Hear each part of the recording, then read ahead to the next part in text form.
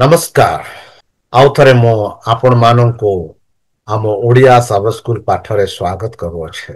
आमे गत यात्रा पुस्तक आधारित आमे पाठ करूछु आउ किपरि सही सदाप्रभु परमेश्वर आपना प्रजा माननकु सही मेसर देशरु सही दासत्वरु आउ गत सप्ताह में देखिलु किपरि से माने लाल सागर पार कले से माने किपरि से मरुभूमि रे भ्रमण करुछंती आउ सेही समय रे सदाप्रभु परमेश्वर सेमानंकु कि प्रकार आचर्य स्वरूपे रक्षा करथिले जेपरि कि गत सप्ताह में देखिलु बंधु कि परमेश्वर सेमानंक सह उपस्थित थिले रात्रि समय रे अग्निस्तंभ स्वरूपे आउ दिन समय रे मेघतंभ ताहा होसी जीवनर the bread and water of life. बंधु ताहले चलंतु एही जो जीवनर रोटी एवं जल शिक्षा करिबा पूर्वे आउ एही सप्ताह आमे विशेष भाव रे आलोचना करिबा को जाउछु।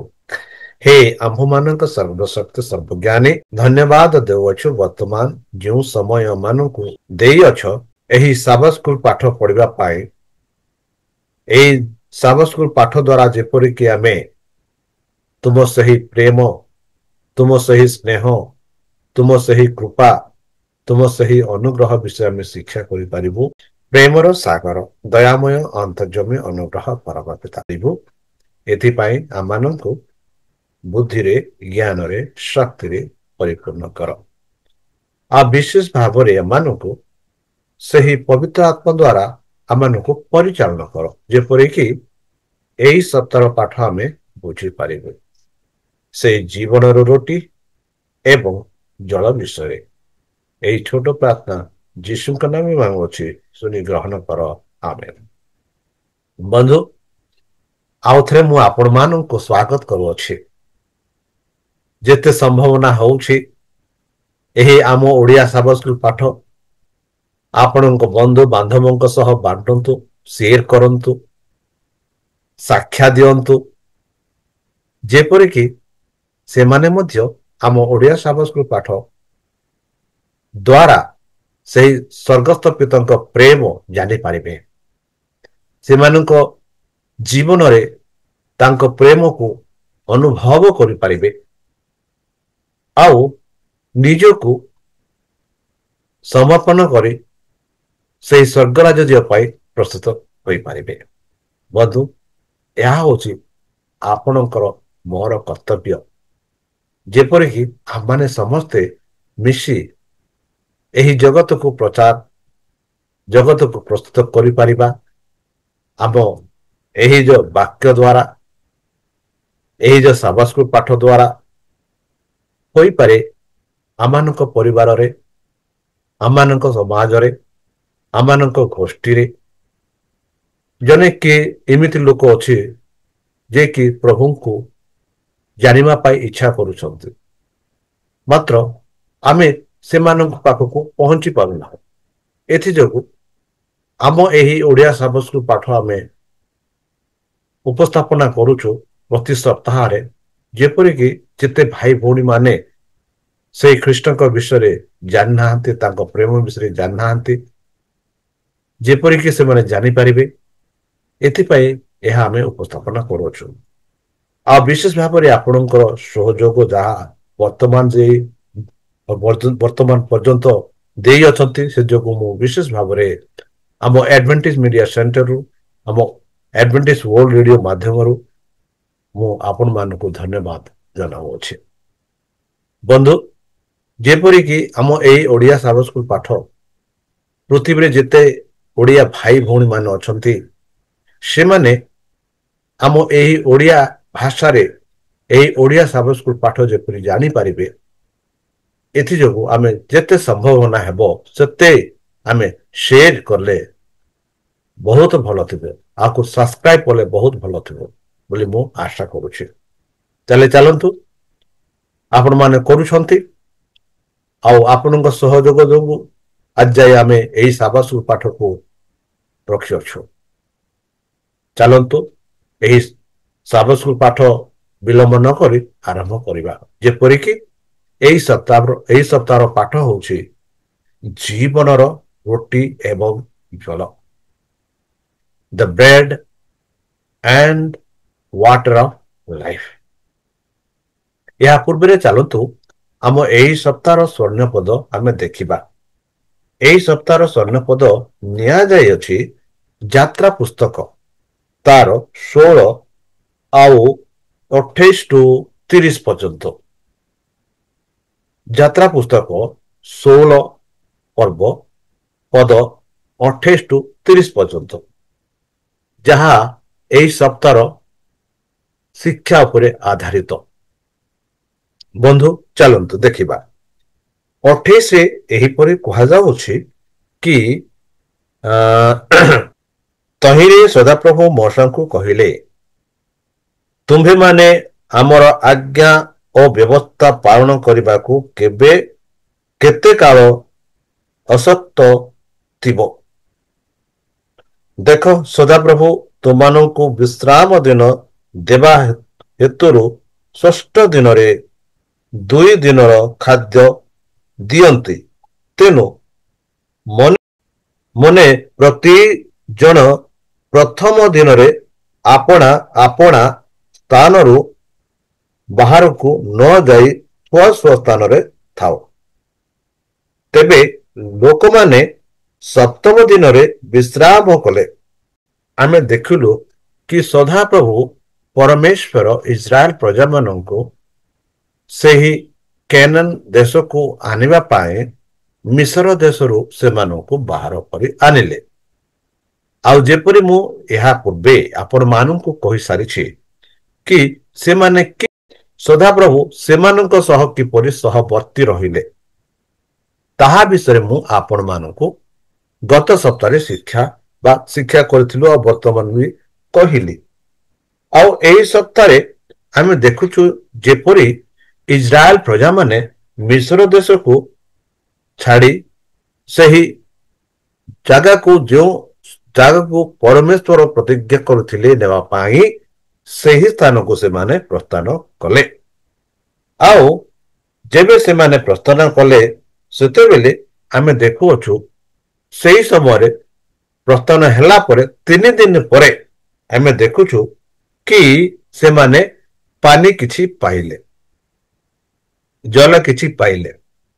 ଆଉ ଯେବେ ସେ ଜଳ ପାଇଲେ, ଆଉ ସେ ଜଳ କୁହାଯାଉଛି ଯାତ୍ରା ପୁସ୍ତକ 15 ତାର 22-27 ଆମେ ଦେଖୁଅଛୁ ଏମିତି ପରିସ୍ଥିତି ଆସିଲା।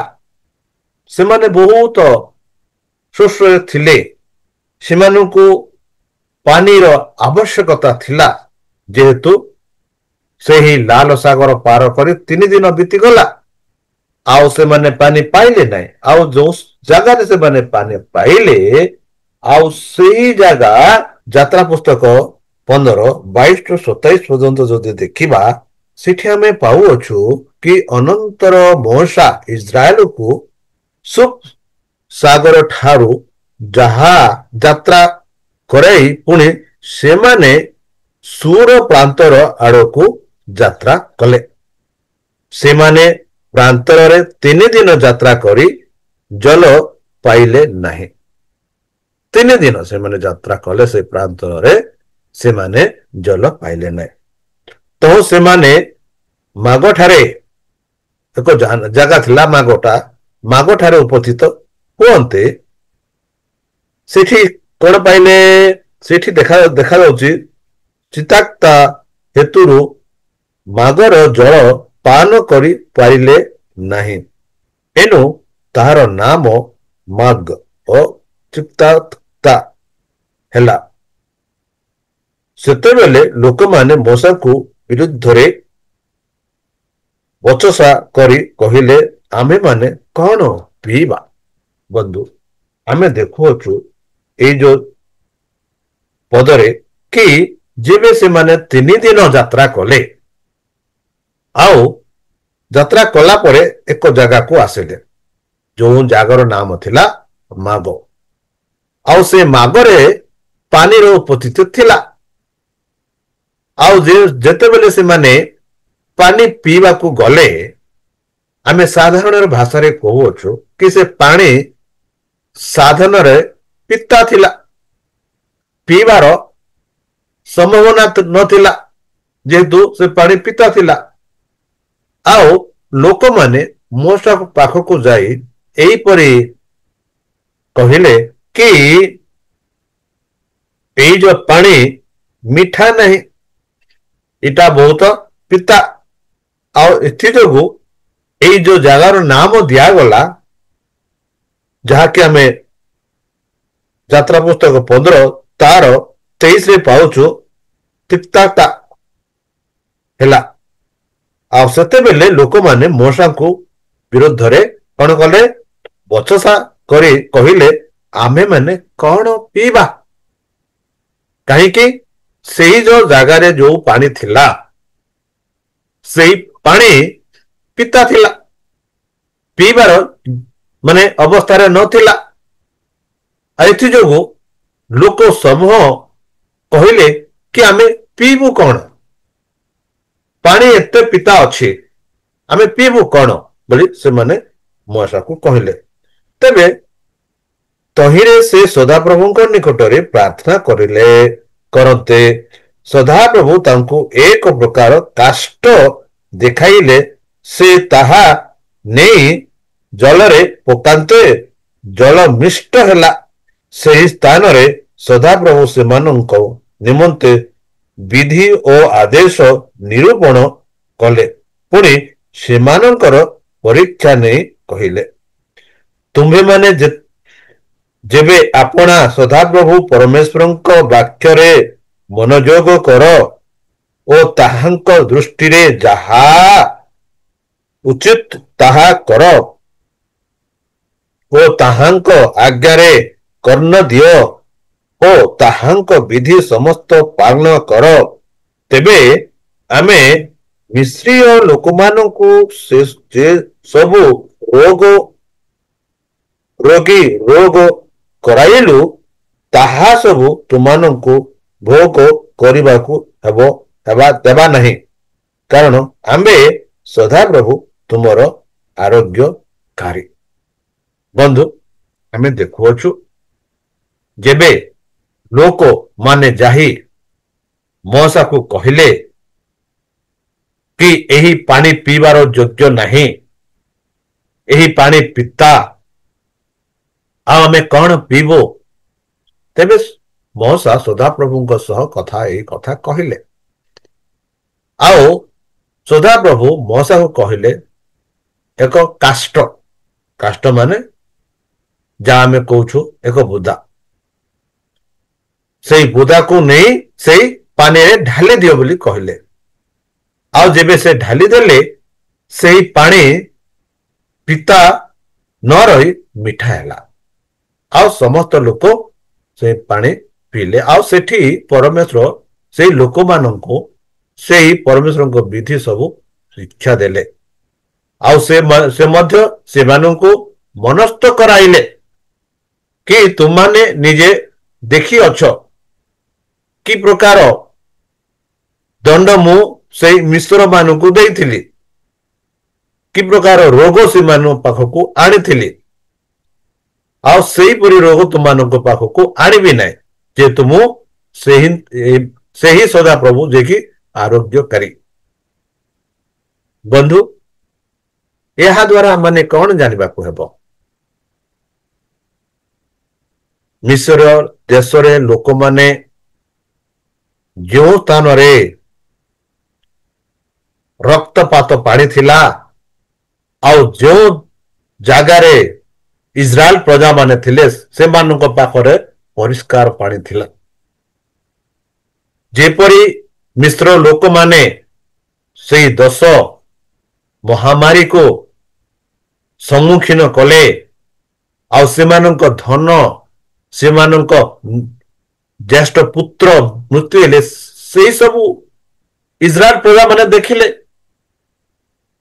ଆଉ ଏହା ଦେଖିଲା ବାଦେ ବି ସେମାନେ ଯେବେ 3 ଦିନ ଯାତ୍ରା କଲା ପରେ आउ जेबे से माने पानी पाइले आउ जेबे से माने पीवा पाई चेष्टा कले आउ जेबे से पानी देखिले कि पिता पानी आउ एही परी मोसांको सह कहिले आउ सेते बेले परमेश्वर से मानु कहिले कि मु जने आरोग्यकारी होई पारे तुमनको पाई असंभव मात्र मो ठारे संभव बोली सदा प्रभु परमेश्वर से ही इस्राएल प्रजा माननको कहिले बंधु आमे देखुछु किपरि परमेश्वर सेमाननको साहाय्य कले एडी विशेष भाव रे आमे दुई प्रकार जिनिस पाउछु एक आमे सदा प्रभुଙ୍କ ठारे नीरव भाव रे अपेक्षा करबा को पड़िबो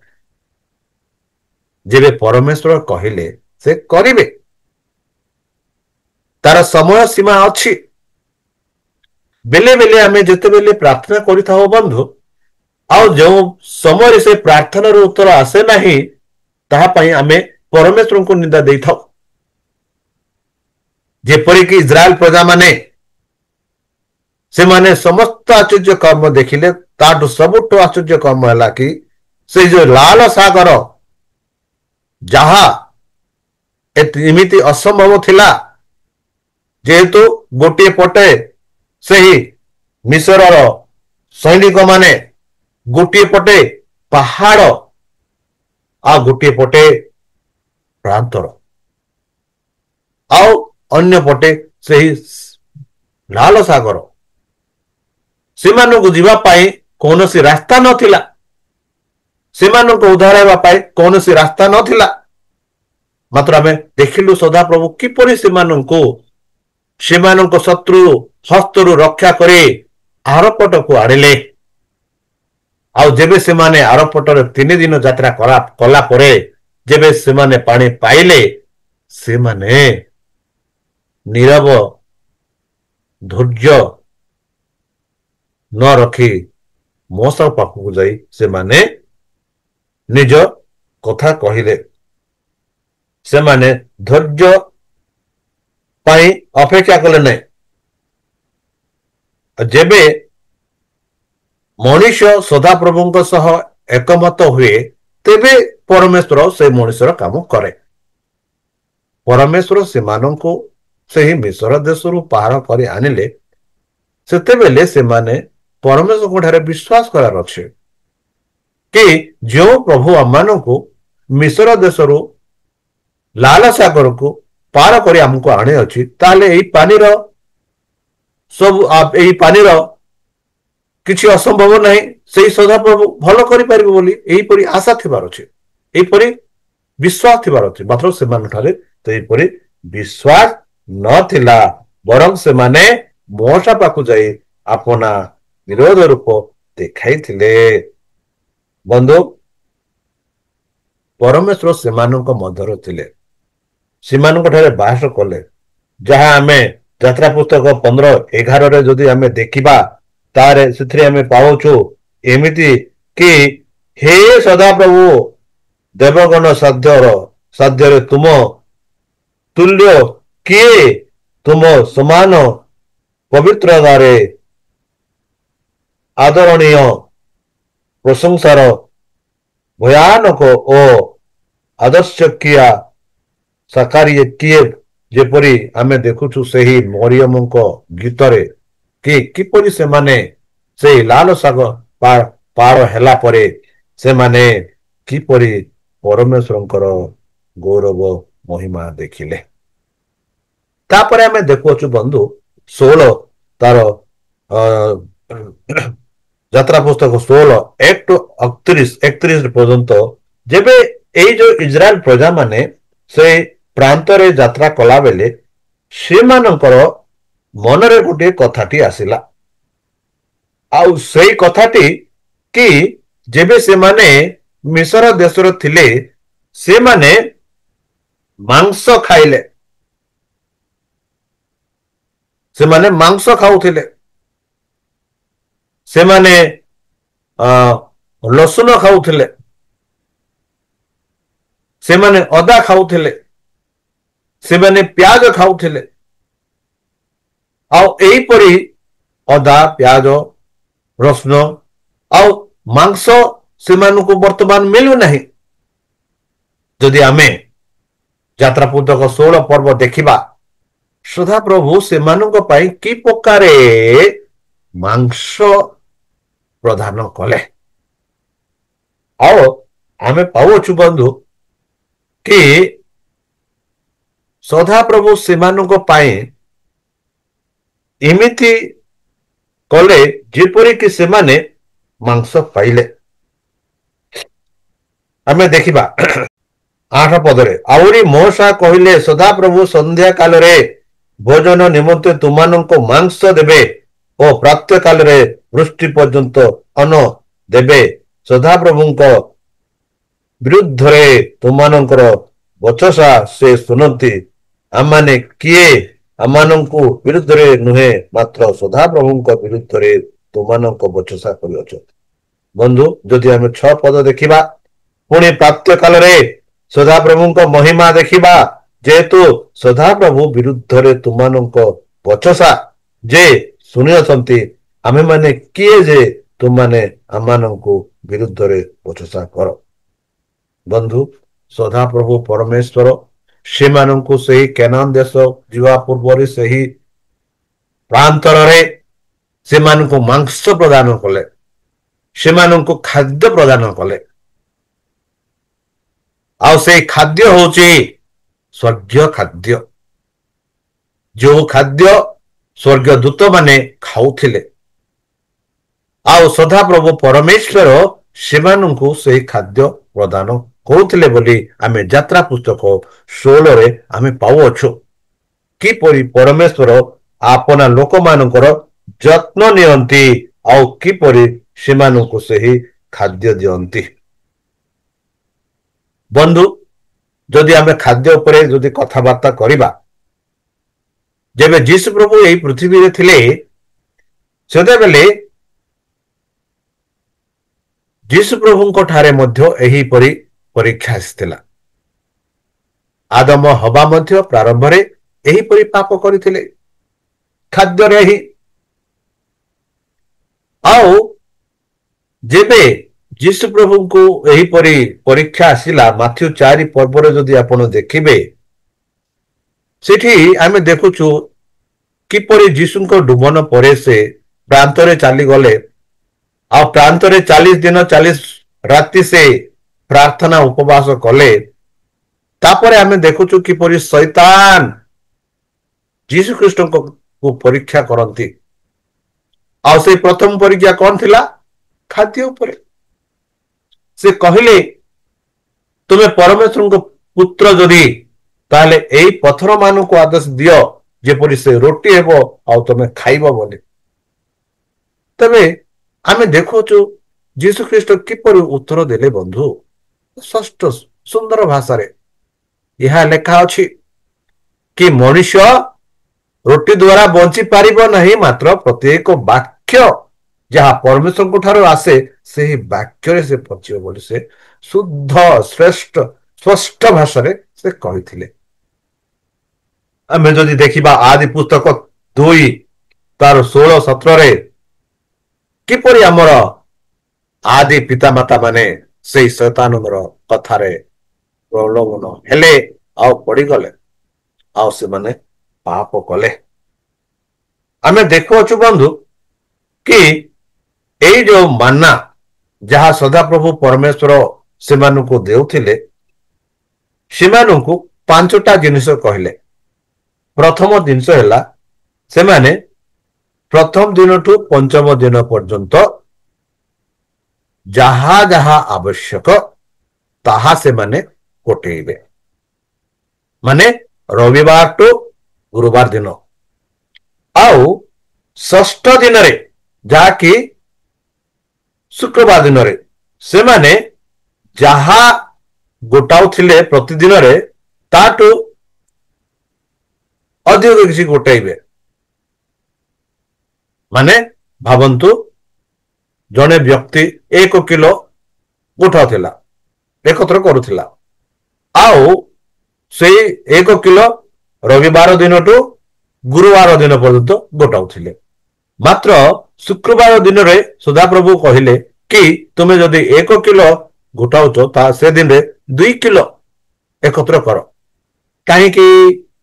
ସେମାନଙ୍କୁ ସଦାପ୍ରଭୁ ଏମିତି ଶିକ୍ଷା ଦେବା ପାଇଁ ଚାହୁଁଥିଲା, ବିଶେଷ ଭାବରେ ବିଶ୍ରାମ ଦିନ ବିଷୟରେ।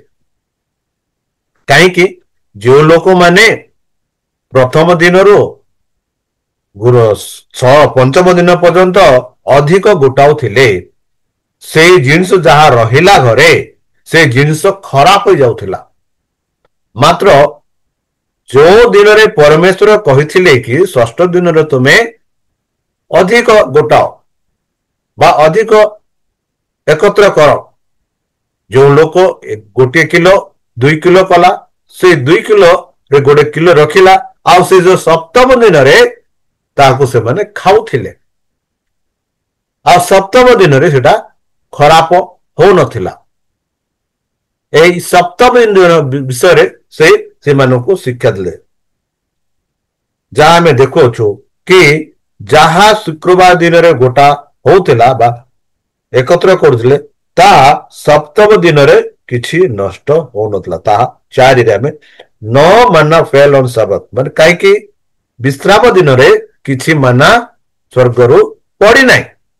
ଏଥିଯୋଗୁ ବିଶ୍ରାମ ଦିନରେ ଯେପରି ସେମାନେ ପରମେଶ୍ୱରଙ୍କର ଆରାଧନା କରିପାରିବେ, ସେଥିପାଇଁ ପରମେଶ୍ୱର କହିଲେ କି ସପ୍ତମ ଦିନ ଯିବନି, ମାତ୍ର ଷଷ୍ଠ ଦିନରେ ତୁମେ ଗୋଟାଇବ, ଯେପରି ସପ୍ତମ ଦିନରେ ସେଇ ତାକୁ ଖାଦ୍ୟ କରି ସଦାପ୍ରଭୁ ପରମେଶ୍ୱରରେ ତମେ ଆରାଧନା କରିପାରିବ। ପଢନ୍ତୁ ଯାତ୍ରା ପୁସ୍ତକ 16:29ରେ ଆମେ ଏହିପରି ପାଉଅଛୁ।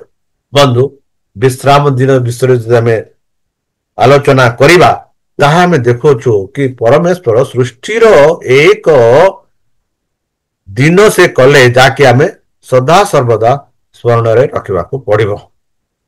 ଏହା ଏକ ଚିହ୍ନ କି ପୃଥିବୀକୁ ସୃଷ୍ଟି କଲେ ବୋଲି।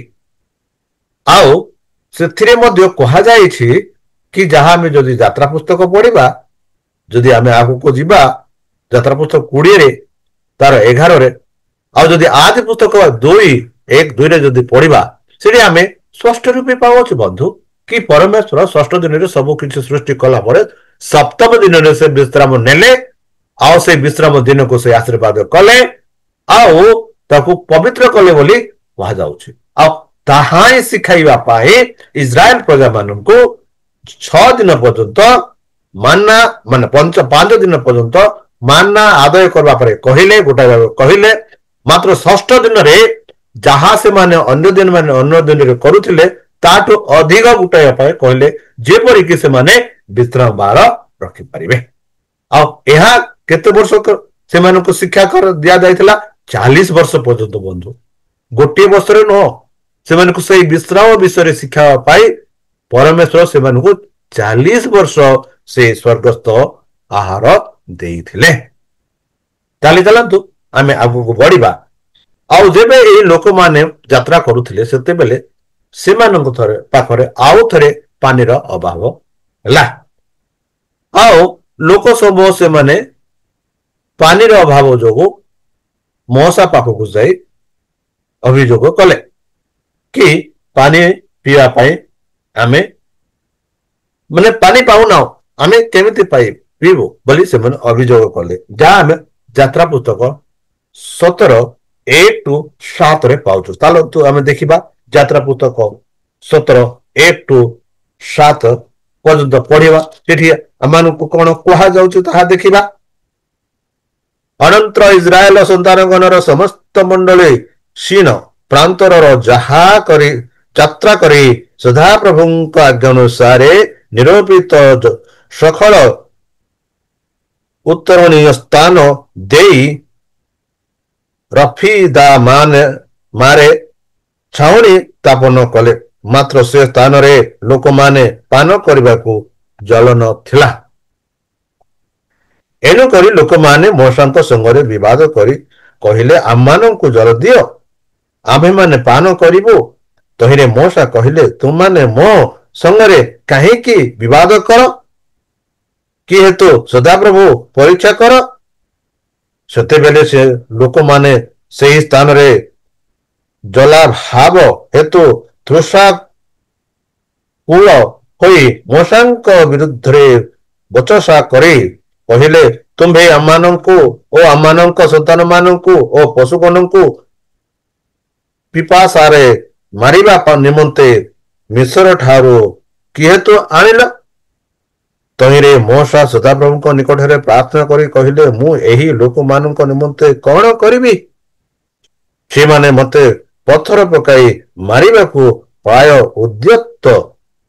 ତହୁ ସଦାପ୍ରଭୁ ମୂଷାଙ୍କୁ କହିଲେ, ତୁମ୍ଭେ ଯୋଦ୍ଧାଗ ନଦୀ କି ଆଘାତ କରିଥିଲ ସେହି ଯଷ୍ଟି ହସ୍ତରେ ଘେନି କେତେକ ପ୍ରାଚୀନ କୁସଙ୍ଗ କରି ଇସ୍ରାଏଲ ଲୋକମାନଙ୍କ ଆଗେ ଆଗେ ଯାଅ। ଦେଖ, ଆମ୍ଭେ ଆରବରେ ସେହି ଶୈଳ ଉପରେ ତୁମ ସମ୍ମୁଖରେ ଠିଆ ହେବା। ତୁମ୍ଭେ ସେହି ଶୈଳକୁ ଆଘାତ କଲେ ତହିଁରୁ ଜଳ ନିର୍ଗତ ହେବ, ଆଉ ଲୋକମାନେ ତାହା ପାନ କରିବେ। ତେବେ ମୂଷା ଇସ୍ରାଏଲର ପ୍ରାଚୀନ ବର୍ଗଙ୍କ ଦୃଷ୍ଟିରେ ସେହି ରୂପ କଲେ। ପୁଣି ସେହି ସ୍ଥାନରେ ଇସ୍ରାଏଲ ସନ୍ତାନଗଣର ବିବାଦ ହେତୁରୁ ଓ ସଦାପ୍ରଭୁ ଆମମାନଙ୍କ ମଧ୍ୟରେ ଅଛନ୍ତି କି ନାହିଁ ଏହା କହି ସଦାପ୍ରଭୁଙ୍କୁ ପରୀକ୍ଷା କରିବା ହେତୁ ସେ ସେହି ସ୍ଥାନର ନାମ ମସ୍ସା ଓ ମିରିବା ବା ଯାହାକି ପରୀକ୍ଷା ଓ ବିବାଦ ରଖିଲେ। ବନ୍ଧୁ ଦେଖନ୍ତୁ, ବନ୍ଧୁ ସେମାନେ ଆଗରେ ଏହିପରି ପରିସ୍ଥିତିରେ ଗତି କରୁଥିଲେ, ଆଉ ସେତେବେଳେ ପରମେଶ୍ୱର ସେମାନଙ୍କୁ କିପରି ସେହି ପରିସ୍ଥିତିରୁ ଉଦ୍ଧାର କଲେ।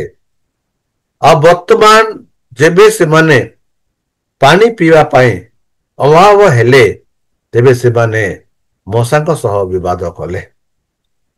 ଆଉ ସଦାପ୍ରଭୁଙ୍କ ଠାରେ ମୂଷା ପ୍ରାର୍ଥନା କଲେ।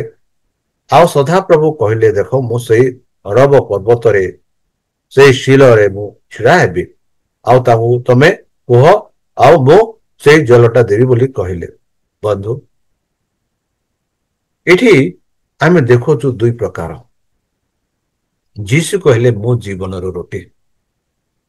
ଯୀଶୁ କହିଲେ, ମୁଁ ସେହି ଜୀବନର ଜଳ। ଏଠି ଆମେ ଦୁଇ ପ୍ରକାର ଜିନିଷ ପାଉଅଛୁ, ଜୀବନର ରୋଟି ଓ ଜୀବନର ଜଳ। ଯାହା ଯେଉଁ ଲୋକମାନଙ୍କୁ ପରମେଶ୍ୱର ମିଶ୍ର ଦେଶରୁ ଉଦ୍ଧାର କରି ଏକ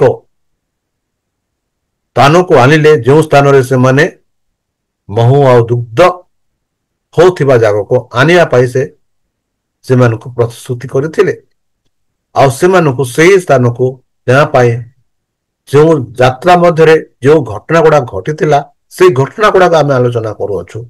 ଆଉ ଯେପରି ସେମାନେ ପରମେଶ୍ୱରଙ୍କ ଯେଉଁ ଆଶ୍ଚର୍ଯ୍ୟ କର୍ମ ଗୁଡାକ ସେମାନେ ଦେଖିଲେ, ହେଲେ ହିଁ ସେମାନଙ୍କ ବିଶ୍ୱାସଟା ଅଭାବ ଥିଲା।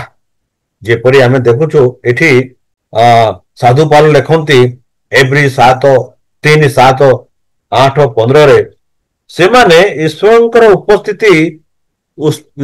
ଉପସ୍ଥିତି ଆଉ ଈଶ୍ୱରଙ୍କର ଯୋଉ ଏଭିଡେନ୍ସ ଯାହା ଆମେ କହୁଛୁ, ଯାହା ଦେଖିଲେ, ସେଇଗୁଡାକ ସେମାନେ କେବେ ହେଲେ ଈଶ୍ୱରଙ୍କ ଠାରେ ସେଇ ଯୋଉ ଏଭିଡେନ୍ସ ଯାହା ଆମେ କହୁ, ପ୍ରମାଣ, ସେଇ ପ୍ରମାଣ ଆଉ ଯୋଉ ଈଶ୍ୱରଙ୍କ ଉପସ୍ଥିତି ସେମାନେ ଦେଖିଲେ ମାତ୍ର, ହେଲେ ମଧ୍ୟ ସେମାନେ ଈଶ୍ୱରଙ୍କ ଠାରେ ସେମାନେ ଭରସା କଲେ ନାହିଁ। ସେମାନେ ଭରସା କଲେ ନାହିଁ। ଯେ ଆମେ ଦେଖୁ ଯେପରି ପରମେଶ୍ୱର ସେମାନଙ୍କ ସହ ଥିଲେ, ଦିନ ବେଳେ ମେଘସ୍ତମ୍ଭ ରୂପେ, ରାତି ବେଳେ ଅଗ୍ନିସ୍ତମ୍ଭ ରୂପେ ସେମାନଙ୍କ ସହ ଥିଲେ, ହେଲେ ହିଁ ସେମାନେ ପରମେଶ୍ୱରଙ୍କ ଠାରେ ଭରସା ରଖିଲେ ନାହିଁ।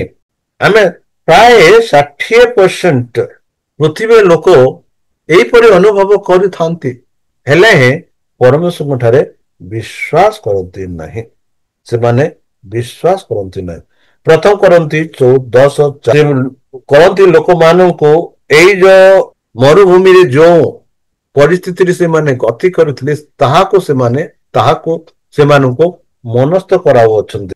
ଯେହେତୁ ସେ କହନ୍ତି ଖ୍ରୀଷ୍ଟ ହିଁ ଆମମାନଙ୍କର ଜୀବନର, ଯେହେତୁ ଖ୍ରୀଷ୍ଟ ନିଜେ କହିଲେ ମୁଁ ସେହି ପଥ ସତ୍ୟ ଜୀବନ। ଆଉ ଯୀଶୁ ମଧ୍ୟ କହିଲେ ମୁଁ ଏହି ଜଗତର ଜ୍ୟୋତି। ଆଉ ଯୀଶୁ କହିଲେ ମୁଁ ହଉଛି ସେହି ଜୀବନ ରୁଟି। ଯଦି ଆମେ ଦେଖିବା ସେଇ ସମରୀୟ ସ୍ତ୍ରୀ ଯିଏକି ଦିନ 12ଟା ବେଳେ ସେଇ କୂଅ ପାଖକୁ ଯାଉଥିଲା, ଆଉ ଯେଉଁଠାରେ ଖ୍ରୀଷ୍ଟ ତାଙ୍କୁ ସାକ୍ଷାତ କଲେ, ଆଉ ଖ୍ରୀଷ୍ଟ କହିଲେ ଯଦି ତୁମେ ଜାଣିଥିବ ମୁଁ କିଏ ତେବେ ତୁମେ ମତେ ମାଗିବ ସେଇ ଜୀବନ ଜଳ।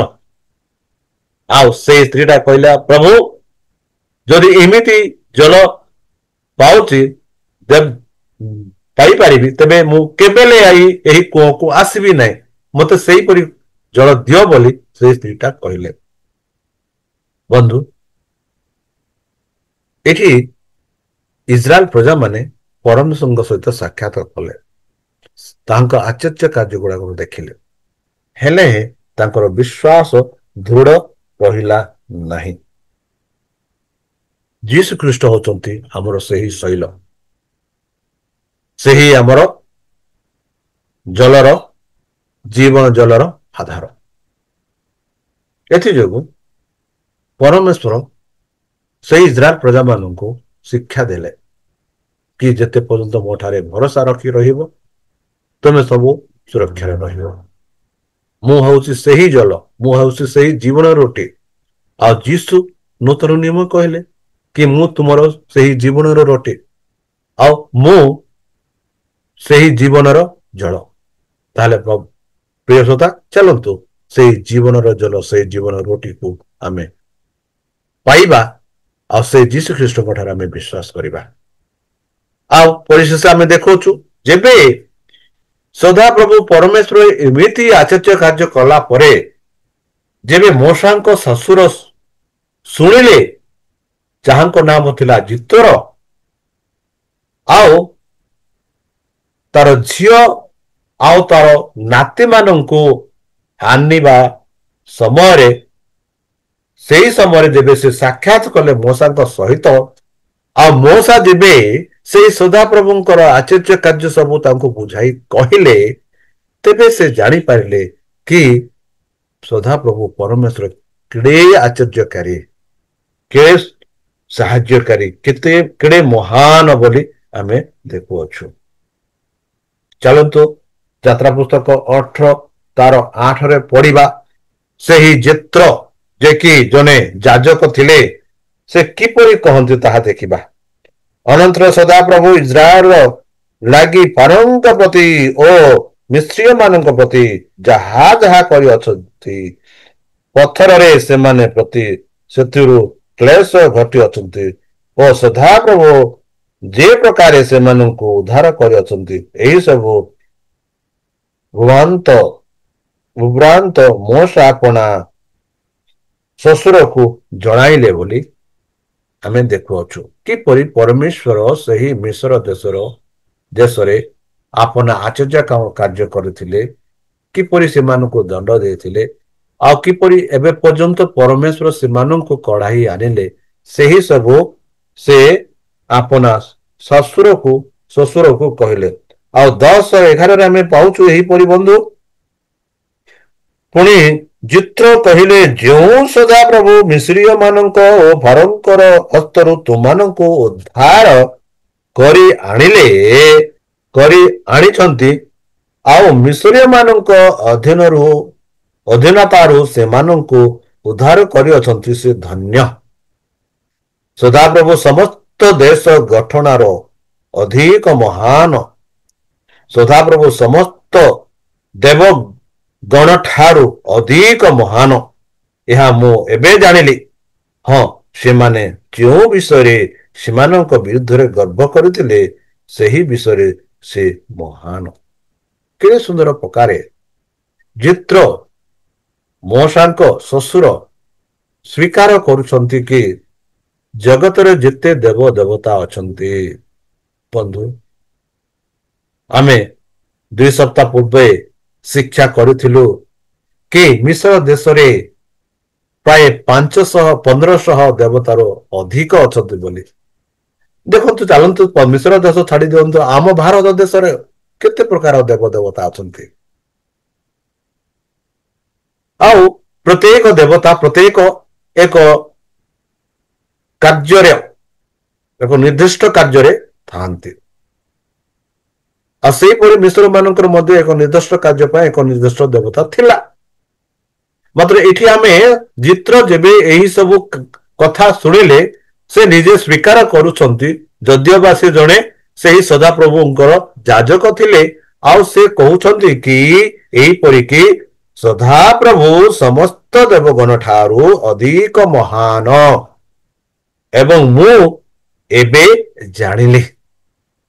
କେତେ ସୁନ୍ଦର ଭାବରେ ସେ ସ୍ୱୀକାର କରି କହୁଛନ୍ତି କି ସଦାପ୍ରଭୁ ସମସ୍ତ ଦେବତା ମାନଙ୍କ ଠାରୁ ଅଧିକ ମହାନ। ବନ୍ଧୁ, ଜିତ୍ର ତିନିଟା ଜିନିଷ ସେ ଶିଖିଲେ। ପ୍ରଥମ ଜିନିଷ, ମଣିଷ ଯିଏକି ପରମେଶ୍ୱରକୁ ଭୟ କରେ। ଦ୍ୱିତୀୟ, ମଣିଷ ଯିଏକି ପରମେଶ୍ୱରଙ୍କ ଠାରେ ବିଶ୍ୱାସ କରିବାର ଯୋଗ୍ୟ। ତୃତୀୟ, ମଣିଷ ଯିଏକି ଘୃଣା କରେ ସତ୍ୟ କାମରେ। ଏଇ ତିନିଟା ଜିନିଷ ସେ ଶିଖିଲେ। ଯେଉଁ ମଣିଷ ପରମେଶ୍ୱରଙ୍କୁ ଭୟ କରେ ସେଇ ପରମେଶ୍ୱର ତାକୁ ସମସ୍ତ ପ୍ରକାର ସାହାଯ୍ୟ କରେ।